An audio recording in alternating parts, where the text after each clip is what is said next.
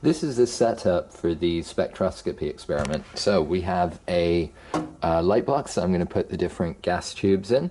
We have the spectrometer itself. We have the prism that we're going to use to create the dispersion spectrum. And on top of this, I have a bubble float. The prism table on this spectrometer is the first thing we just want to adjust. We want to make sure that it's level. So you can see the bubble float there. You can see the bubble float is level there. Yeah, I mean, we have the table level. I haven't actually adjusted this since last year, so it's just stayed that way.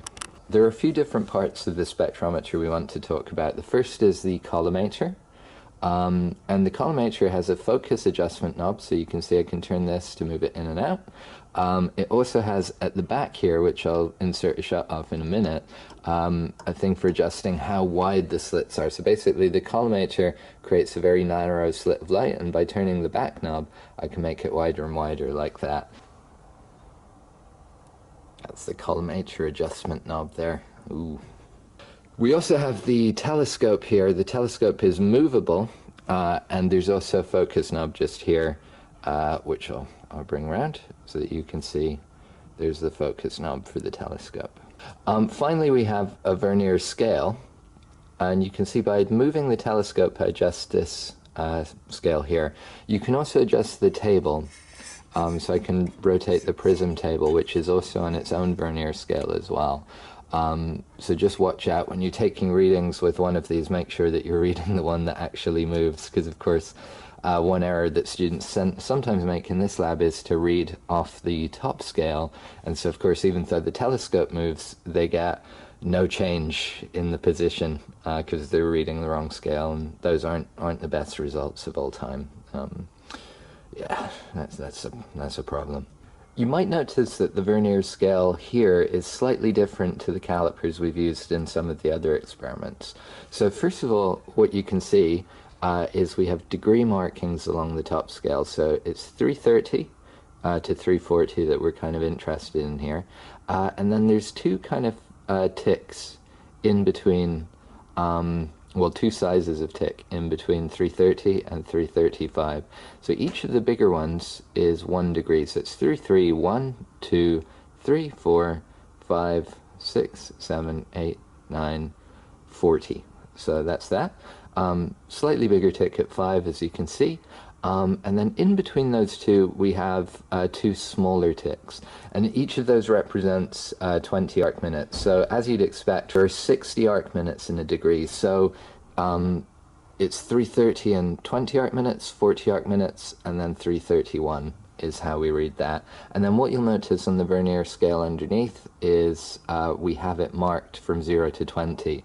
So in principle now, you should be able to read this scale. It's the exact same thing as the previous one. So we just start with where the 0 of the scale begins, and then we find where it exactly lines up one of the teeth on the lower scale with one of the teeth on the upper scale.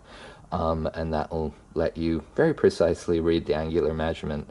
When you're doing the graph, I would suggest you just leave it in arc minutes, because that makes it quite straightforward to do the graph. You can, graph, let's say, between 330 and 335 degrees.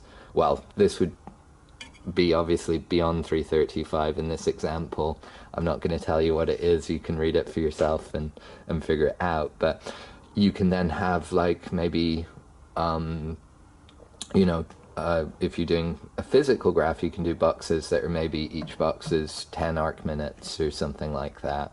But of course, if you want to convert it, you just divide the arc minute measurement by 60, and then that gives you the decimal that you want to put in place.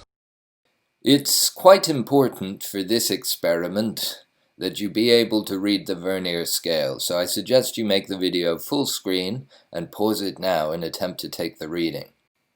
Now that you've done that, you should be able to see that the 0 of the scale begins past 335, but it also begins past the 20 and just past the 40 arc minute scale, which you should see with the arrow appearing on screen now. We then need to look along the bottom of the scale, and for me, it appears to line up exactly at 3 arc minutes. That means that the correct reading here would be 335 degrees plus 40 arc minutes plus 3 arc minutes for 335 degrees and 43 arc minutes.